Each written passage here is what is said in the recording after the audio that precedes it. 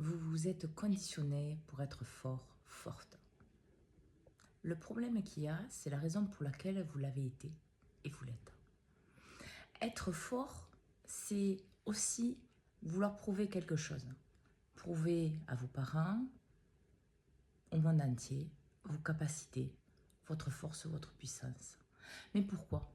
Parce que tout simplement, vous-même, vous ne voyez pas votre propre force. Vous ne voyez pas votre propre puissance. Et donc, du coup, vous voulez être fort, quoi qu'il arrive. Le problème qu'il y a, c'est que être fort, quoi qu'il arrive, vous empêche de voir la vérité. C'est-à-dire vos émotions, vos sentiments, vos douleurs physiques, vos douleurs mentales. À passer au-dessus. C'est-à-dire à pousser vos limites. Poussant vos limites, c'est comme si vous poussez une voiture qui va à 200 km/h à 250. Elle va casser. Et donc, vous allez avoir des symptômes, des problématiques, de la fatigue, parce qu'en fait, quoi qu'il arrive, il faut être fort. Quoi qu'il arrive, il faut y aller. Pourquoi ? Parce qu'il faut prouver. Il faut prouver que je suis capable. Et donc, forcément, dans cette dynamique-là, encore moins, vous n'accepterez pas d'aide. Vous ne pourrez pas accepter de l'aide parce que psychologiquement, dans votre tête, la force, c'est votre force. Donc c'est vous. S'il y a quelqu'un d'autre qui vous aide, qui participe à votre évolution, qui participe à votre soutien, qu'il soit mental, physique, énergétique ou autre, ce n'est pas vous. Donc, vous n'accepterez pas de l'aide. Et quand je dis de l'aide, c'est une aide constructive, quelque chose qui vous aide à évoluer, à avancer vers vous. Et cette force que vous cherchez, en fait, elle sera liée à un blocage mental. Donc forcément, vous pourriez être puissant dans vos actions, dans vos choix, dans votre énergétique, dans votre fonctionnement, dans tout, vous ne le verriez pas. Parce qu'en fait, c'est situé que dans votre tête. C'est pas situé dans votre corps, dans votre cœur, dans votre âme, dans toutes vos parties.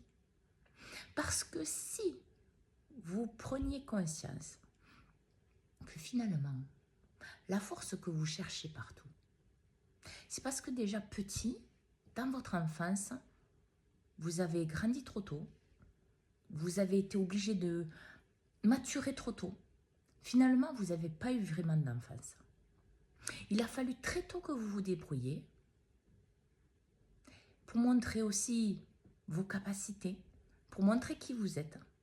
Parce que vous n'aviez pas de cadre, de contexte émotionnel qui correspondait à votre évolution. Mais aussi, c'est vous montrer que la vraie force, elle se situe dans votre cœur et dans votre âme. Bien sûr, il y a la force physique, mais elle vient après. La vérité de votre vie, ce qui amène le discernement, la conscience, l'ouverture, la réalisation, c'est pas votre force physique. C'est votre force de cœur, votre force d'âme, incarnée dans votre force physique. Parce que là, vous saurez à quel moment vous pouvez utiliser votre force et à quel moment vous n'aurez pas besoin de l'utiliser. Parce que vous savez, montrer à quelqu'un qui ne voit rien votre puissance, c'est perdre votre temps. Montrer à quelqu'un que vous êtes quelqu'un d'aimant, que vous êtes quelqu'un de juste, qu'on peut vous faire confiance, ça ne sert à rien non plus. Parce que vous-même, vous ne le voyez pas. Vous voulez prouver quelque chose, mais tant que vous voulez le prouver, c'est que vous-même, vous n'y croyez pas. Revenez à l'intérieur de vous. Et vous verrez qu'après, les personnes qui devront vous voir réellement, vous n'aurez rien à prouver. Vous aurez juste à être vous-même. Ne nourrissez pas de masques, ne nourrissez pas des codes, ne nourrissez pas des schémas. Nourrissez la vérité de votre cœur et de votre âme, alignée dans votre corps-esprit, pour votre vraie force, et cela naturellement et fluidement, en vous libérant de tout ce qui ne vous convient pas à l'intérieur et à l'extérieur de vous, pour le meilleur pour vous et votre pleine réalisation. Bonne journée à tous.